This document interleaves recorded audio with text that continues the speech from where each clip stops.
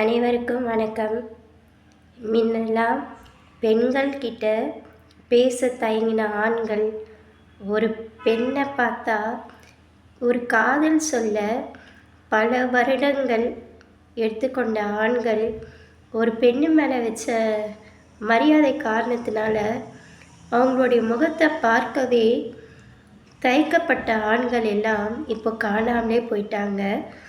ஒரு பெண்ணுக்கு இப்போது ட்ரெஸ்ஸு சரியில்லை, விலகி இருக்குன்னா அது கூட சேர்ந்து தப்பான பார்வை பார்க்குறதோ தப்பான கமெண்ட் போடுறதோ அதிகரிச்சிடுச்சு. தவறு செய்வங்க கூட சேர்ந்து தவறு செய்யும் ஆண்கள் அதிகரிச்சிட்டாங்க.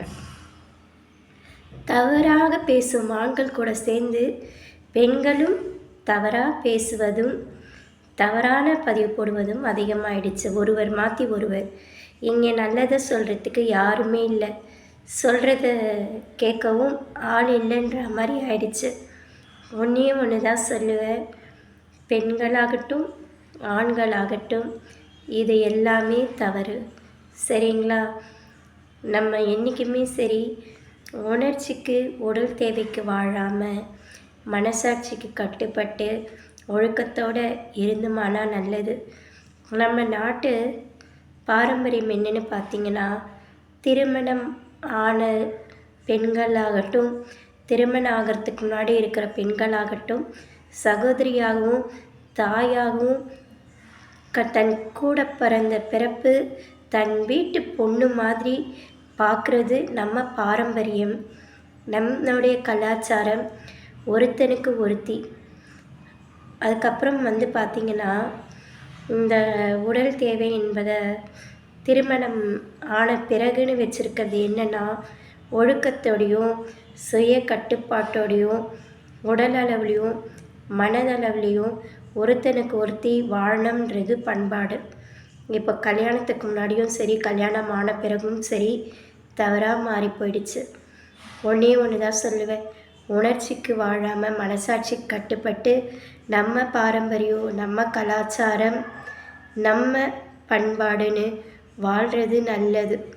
ஒன்று தான் சொல்லுவேன், உடல் சுகம் உடல் தேவை கவர்ச்சி இது 3 விஷயமே சரி வாழ்க்கையில் அழிவதான் தருமே தவிர்த்து வாழ்க்கையில் எந்த மகிழ்ச்சியும் தராது. உண்மையான மகிழ்ச்சி எங்கே இருக்குன்னா, உண்மையான காதல், உண்மையாலே புரிதல், உண்மையாக வாழக்கூடிய பகிர்ந்து வாழ்கிற வாழ்க்கை ஒருத்தனுக்கு ஒருத்தின்றதுல தான் இருக்குன்னு நான் சொல்கிறேன். இதுதான் மரியாதைன்னு சொல்கிறேன், இதுதான் கௌரவம்னு சொல்கிறேன், கற்பு தான் பெருசுன்னு சொல்கிறேன், கற்போடு வாழ்கிறது அவசியம்னு சொல்கிறேன். கற்பு தான் நம் நாட்டின் கலாச்சாரம் பண்பாடு. அந்த கற்பை ஆண் பெண் இருவரும் காத்து வாழ்வது சிறந்தது. தவறாக வாழ்வது அசிங்கமானது, நரகத்தின் வாழ்க்கைக்கு சமம் தவறான வாழ்க்கை. இங்கே அண்ணன்னு கூப்பிட்டாலும் சரி எப்படி கூப்பிட்டாலும் சரி பார்வை தப்பாக தான் இருக்குது.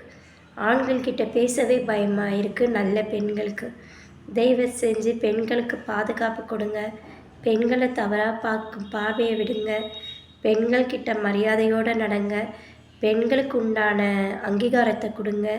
பெண்மையை மதிங்க, பெண்மையை போற்றுங்க. பெண்கள் நம் நாட்டின் வீட்டின் கண்கள், மறக்காதீங்க. நன்றி, வணக்கம்.